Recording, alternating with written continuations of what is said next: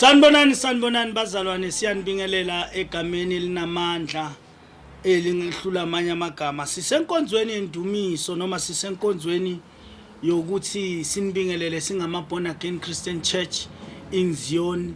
Ngihlezi lana namhla e-studio sethu noma ngihlezi lana sisenkonzweni, angihambi ngedwa bafowethu, ngihamba no elected bishop ubaba iPA yami iko konke, ibishop yami ubaba uMbokodo. Bambokodo, ngiyakubingelela namhla e-studio se Born Again Christian Church in Zion. Niyavuka mholo wami? Sivukile mphathi wami, sivukile baba prof. uNkulunkulu sasiqinile, usasilondile. Sibonga nje kufinyelela la e-studio se Born Again Christian Church. uNkulunkulu silondile bishop, sikhona siphilile egameni lika Jesu Kristu waseNazaretha. Amen. Amen. Bambokodo, siyabona siyaphila na njengoba uyibishop le Born Again Christian Church.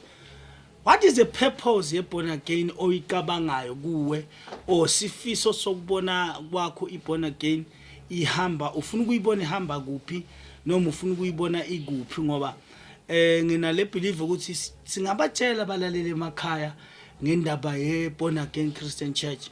Kungenzeka namhlanje lo sibukele lapha ekhaya athi no man uprof ngimazi mina ayinto nje, angimazi noma angibishop. Ungena njani manje endabeni prof zenkolo nokuthi mina ngimazi ayinyanga uprofessor, angimazi angumholi? Ungathini kulo muntu ongangazi ukuthi ngumholi mina? Kafishane nje babukele emakhaya, ubishop uprof ubaba wethu ubishop ebandleni leBorn Again. Engakusho nje emakhaya, uprof ungumzali kithi ebandleni leBorn Again, ungumholi futhi kithi eBorn Again. Aze abe ngumholi kithi walominethwa noma wakhethwa amaZulu, ngoba lelithi iBhayibheli kubalulekile ukuthi nibe nabaholi abahlolekile enhlizweni. So ubishop wethu wahloleka enhlizweni ukuthi aphathe libandla leBorn Again Christian Church. Lokho kuye lokhu akusiko kweBorn Again, kodwa thine sinobishop wethu onguprofessor CM Likhuleni, ungubishop webandla leBorn Again Christian Church, aphinde abe yifounder yelibandla ngokukhethekile ngokuba ukhethwe uNkulunkulu wethu prof. Amen baba.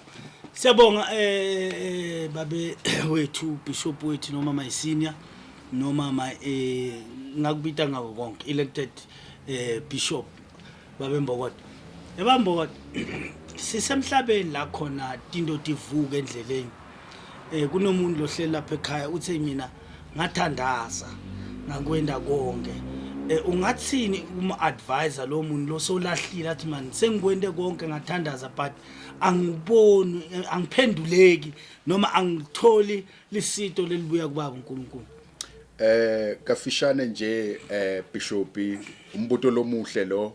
Kunenzaba mawungabheka inzaba lapha kaDavide, njengoba ngiphethe iBhayibheli, mawungabheka inzaba kaDavide mangaphazami is3 verse 24 to 25, kunemadoda lamathathu la aphoselwa ngasemgodzini noma wethi ngwenyama.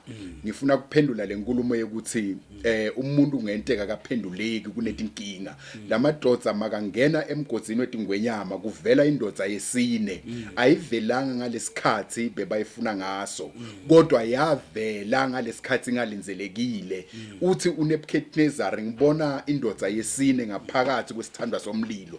Ngifuna kusho ukuthi mlaleli, uNkulunkulu angeke akuphendule mawungabaza, kodwa mangeke wangabada bishop, mphathi wami, uyakwenza uNkulunkulu akuphe impendulo egameni lika Jesu Kristu waseNazaretha. Amen. Siyabonga kakhulu bambokodo kumluleka umuntu emakhaya. Kunalo muntu othi kimi ngisenkonzweni indumiso, so ngilana ngiyadumisa ngenda konke but uNkulunkulu akangiphenduli. In other words, uthi wena angangabadi akathandazi. Ngiyabonga kakhulu mholi wami lapho sesigijimise indzaba yesikhathi nokubuka. Bambokodo, kunomzalwane othi mina I had enough. Uyahlupheka lo mzalwane. Uyafuna lokukhonza. Ungathini kuye? kumzalwane lohluphekako ngisho ukuthi eborn again bazalwane asihlupheki thine eborn again uNkulunkulu wasisiza samukela uJesu Kristu ngoba lelithi iBhayibheli noma izwi laNkulunkulu izwi laNkulunkulu lapha yama olifunda lithi kubo bonke abantu abakholela kuye abahlupheki so ngaba mema bazalwane ukuthi wozani eborn again ihlupheke yophela ngoba thine lo nkulunkulu lesimkhonzayo uyaguqula inhlupheko ayenze ibe impumelelo mphathi wami. Amen. Sinjalo bafowethu bambokodo uthi uma ukholwa ukuthi uzalwe kabusha ungeze bona kenzozalwa kabusha bese uNkulunkulu akwazi ukuphendula sigoqa kanjalo bafowethu sithi kini asibonaneni futhi on the next episode sisahlezi khona la studio seBorn Again Christian Church nisazothola okuningi balandeli bayo iBorn Again YouTube channel ingako ngithi mina okungenzeki kumuntu kuyenzeka kuNkulunkulu. Amen. Amen.